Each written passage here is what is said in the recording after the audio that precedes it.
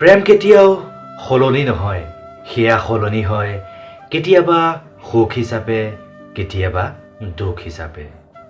ধুনীয়া বুলি আচলতে কোনো বস্তু নাই। তুমি যিমানেই বেছি ভাল পাবা, তুমি সিমানেই ধুনীয়া দেখিবা।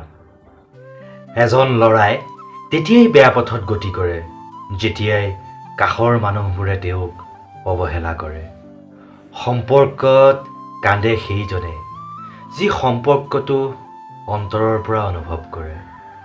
যোৱাজনটো বহুদূৰ আগবাঢ়ি যায়, আমিহে অভিমানৰ নাম দি অপেক্ষা কৰি থাকোঁ। দূৰত্ব বাঢ়িছে যদিও মৰম ভালপোৱাবোৰ আগৰ দৰেই আছে, কমি যোৱা নাই। সেই মৰম ভালপোৱা আজিও জীপাল হৈ আছে, মাথো প্ৰকাশ কৰিবলৈহে এৰিছোঁ। যেতিয়া কোনো সমস্যাৰ উদ্ভৱ হয়, কিছুক্ষণ হৃদয়ৰে ভাবা আৰু বিবেকৰ লগত সংলগ্ন কৰা, সমাধান ওলাই পৰিব। যদি তুমি সপোন দেখিব পাৰিছা, তেন্তে তুমি সেই সপোন বাস্তৱ কৰিব পাৰিবা।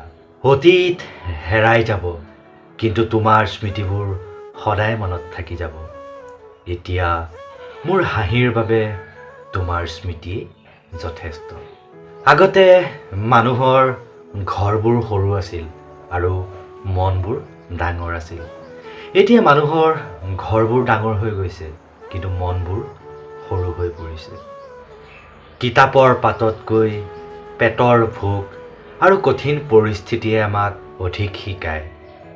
খং উঠিলে চিঞৰিবলৈ কাৰণে যিমান শক্তি লাগে, তাতকৈ মনে মনে থাকিবলৈ কিন্তু বেছি শক্তি লাগে। সকলো কথাৰ উত্তৰ কথাৰেই দিয়া নাযায় ন?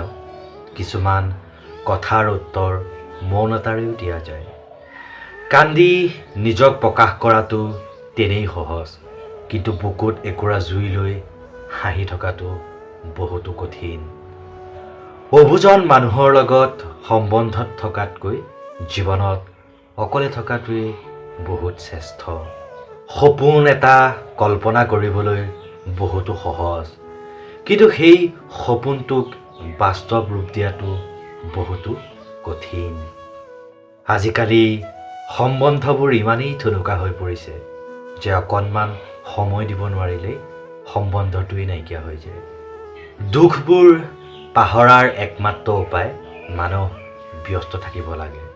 সপোন প্ৰত্যেকেই দেখে, কিন্তু সপোনবোৰ বাস্তৱ কৰাৰ ভাগ্য সকলোৰে নাথাকে। এখন ভাল কিতাপক আৰু এজন ভাল মানুহক সকলোৱে কিন্তু সহজতে বুজি নাপায়।